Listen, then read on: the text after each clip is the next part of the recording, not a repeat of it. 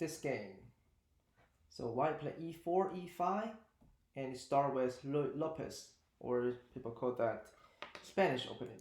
Knight g e7. That's an interesting move. So usually black play a6 or knight f6, and I think knight g e7 is not accurate. It mainly have two downsides. The first of all, it block the development of the dark square bishop. The dark square bishop cannot really move out, or it has to take some effort. For example, moving the knight to g6 later, and then we can move the bishop out. So which means black will have a much slower piece development. This is a bad thing in opening.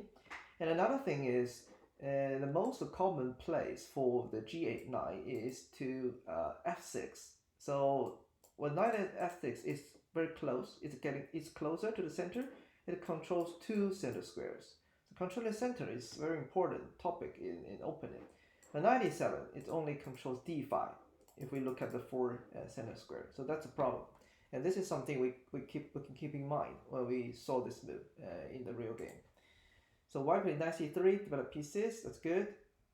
And bishop to b3, and we are aiming at this diagonal. This is super powerful light square bishop. Knight g6, and we play d3. So we are opening up this diagonal to divide our dark square bishop. I think that's also good. Bishop b4. Black wants to pin our c3 knight, but it's not dangerous at all. So we have a very solid defense at e4. So if you take my bishop knight, yeah, I will have a double pawn for sure.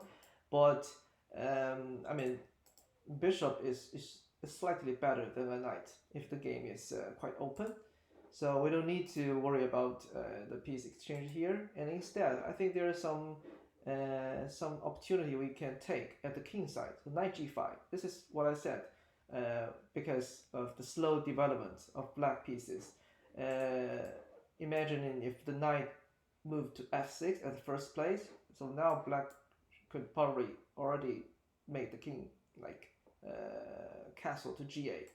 But now, when we play knight g5, our knight is supported by dark square bishop. This is well planned, and we are attacking f7, and there's no way to protect f7 except castling. So if you play d5, it's pointless. We'll take that. So after castling and queen h5, that's a really good move.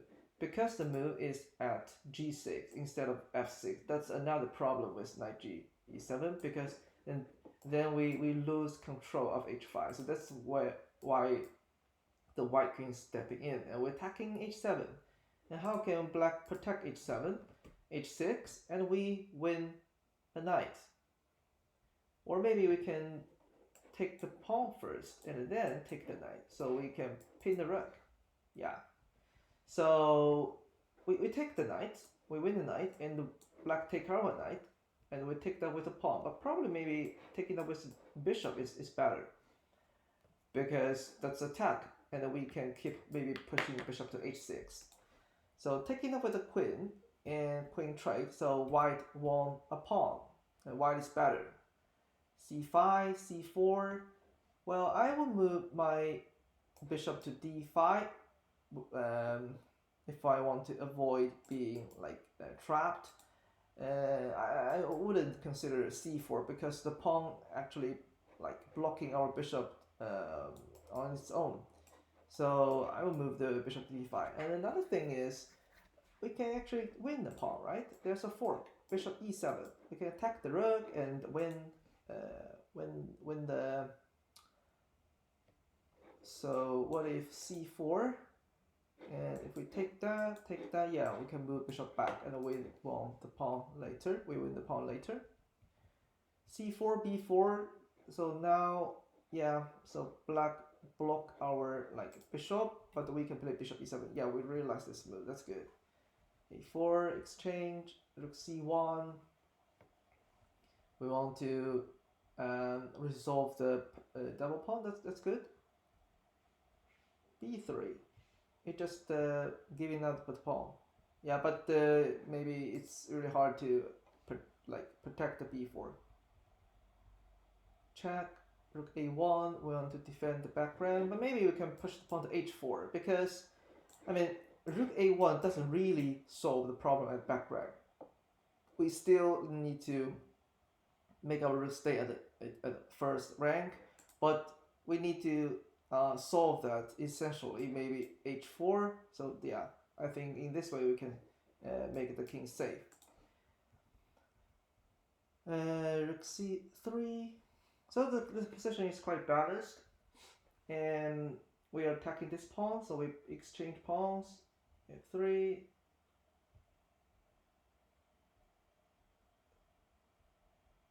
Okay, that's an interesting check. And black resigned. I don't know why. This rook is not hanging. So the check, black can play king g6, and I think the game will end up as a draw. And we can trade the rooks to simplify the game. And I think white can get a draw here because the bishop, the color of the bishop are different. This is dark square bishop, this is light square bishop, which means as long as we control all the dark squares or control the dark squares, we can secure a draw. And both have the equal number of pawns. Yeah.